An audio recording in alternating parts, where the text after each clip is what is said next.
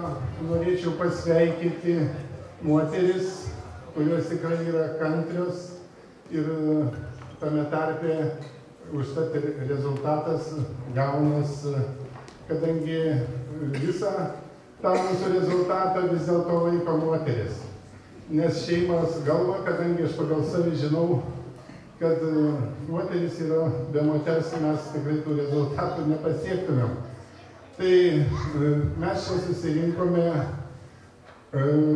šį vakarą, gerbiami svečiai, pažymėti tų metų Dakaro rezultatų. Aišku, tie rezultatai labai geri. Aš taip galiu pasakyti, rezultatai vice nugalėtojai ir nebe pirmi metai, kaip mūsų klubo Dakaras. Ir jeigu čia jūsų nebūtų ir mūsų šaunių damų čia nebūtų, aišku, to rezultato tikrai mes nesitikėsime. Bet mes visi vadovai tikimės, kad jūs neapleisit savo vyrų, padėsit sunkiam keliui.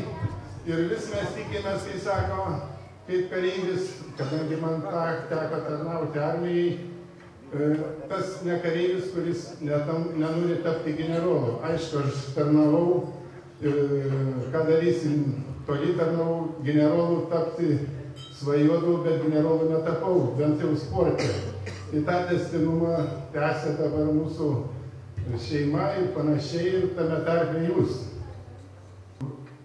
Palinkėti gerą vakarą, kad tikrai gerbiamas damas matytų, kad vyrai irgi randa laiką ir skiria jum dėmesio ir jūs kad praleistumėt smagiai tą vakarą, ne tik tai prie motociklų, bet ir sezoną mūsų uždarė, nes nežinau, čia dar visas vakaras reikia.